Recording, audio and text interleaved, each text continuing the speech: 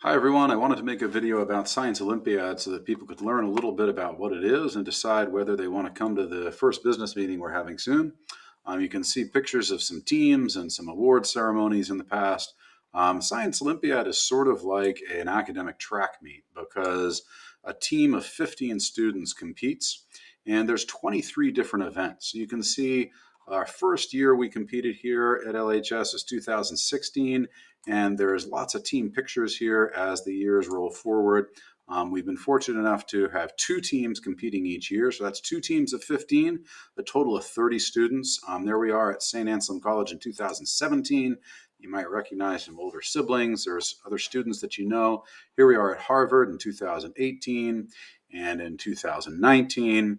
So again, it consists of two teams of 15 students, and we aim to win medals at the state tournament is really the purpose of Science Olympiad, but we prepare for state by going to invitational tournaments when we're able to.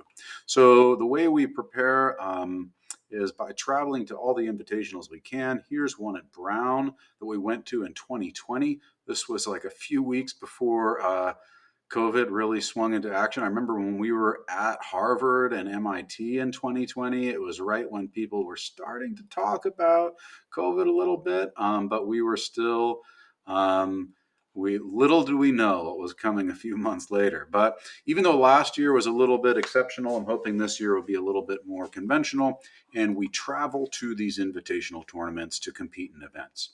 So what does an academic track meet look like? Well, you're going to hopefully do science well, be competitive, and win some medals in your individual events and have fun doing it. And those are kind of our goals in Science Olympiad. Um, you're going to typically be assigned to two or three or maybe even four events, and you're going to work with your lab partners on those events. So you might work with one lab partner on the vehicle event and with a different lab partner on the study event and a different lab partner on the robotics event and a different lab partner on the lab event and so on. And students choose events in advance, and I'll explain a little bit more about what the events are and how we go about assigning events to students. But each event will usually just have two or three people in it.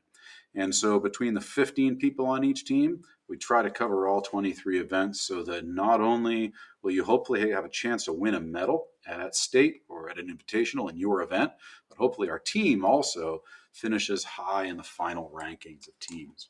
So what kind of commitment is there? Well, we're going to have weekly business meetings on Thursdays, and those weekly business meetings are during academic block. They really are just a way to disseminate information, and they're not a team practice, so to speak, because your preparation for the tournament and your practice needs to happen on your own time. I will have open labs where you can come into the classroom and use this space and get advice from me, and I can coach you during academic block anytime you can swing by. I'm usually available during first lunch. And a lot of the time, I'll have open labs in the evenings, sometimes on Sunday nights, sometimes on other nights when we get closer to tournaments where students may want to come in and work together and study or build or practice. But I try to keep it flexible so that students who are doing, other sports and extracurricular activities can still do Science Olympiad. If you can't make a business meeting, I just ask that you check in with me within the week just to make sure you get all the information you need. But we can get a lot of information shared effectively via Google Classroom and via email as long as people are checking those regularly. So this is what a tournament looks like. And for instance, if you go to a tournament throughout the day, you might have an event at 9 o'clock, one at 10 o'clock, and one at 2 o'clock. And at the end of the day, we have an award ceremony. We all get on the bus early in the morning to go to tournaments at Harvard and Brown and MIT. The state tournament is in March. I used to host a tournament at Dartmouth. Unfortunately, that's not running this year, but it's good fun to go to these other universities and get to see their campuses. The most important dates to keep in mind are the ones that are listed here. You can see the MIT Invitational is the first one, and only one of our two teams might end up going there. It's usually kind of hard to get in. That's a really competitive tournament. National champion teams are going to compete there from Texas, California, Georgia, you name it. The Brown Invitational, there'll probably be at least 60 teams there, and there's a lot of very competitive teams there as well.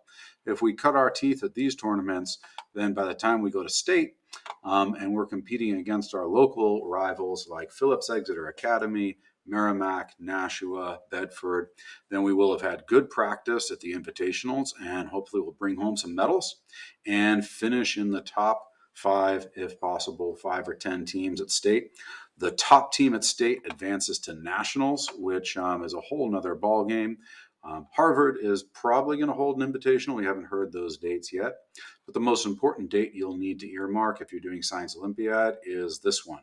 You need to come to the state tournament if you're doing Science Olympiad. Otherwise, there's no point. And it's really very helpful if you can attend the invitationals we're going to as well. You can receive ELO credit for Science Olympiad. If you're not familiar with what ELO is, it's an extended learning opportunity, so you can actually get credit. I'll talk more about that in our meetings. Just so you know what the calendar looks like, we have in September, right now, we're going to be making team rosters and deciding who's going to do which events. In October, November, December, it's time to study, build, practice, prepare. And then in January and February, start going to invitationals. In March, we have the state tournament. And then the season is over after the state tournament in March. I'm going to make a second video where I talk about all of the events, but I want to give you just a taste. There's 23 events, and they're either study events, build events, or lab events. So some events are simply just studying for a test that you take at the tournament, like Rocks and Minerals. Code Busters is about encrypting messages. Astronomy, ornithology, ecology, epidemiology, environmental science are some of the topics for the study events. The lab events include things like chemistry lab, forensics, cell biology, or experiment design. And the build events are really engineering events where you construct something in advance of the tournament that performs at the tournament. And so the picture on the right in the video here shows what's known as gravity vehicle. That's an engineering event, like a mechanical engineering event, which is running this year. There is a bridge building event. There is another event where you have to make a timepiece without using electricity. There's electrical engineering events like Wi-Fi lab and detector building.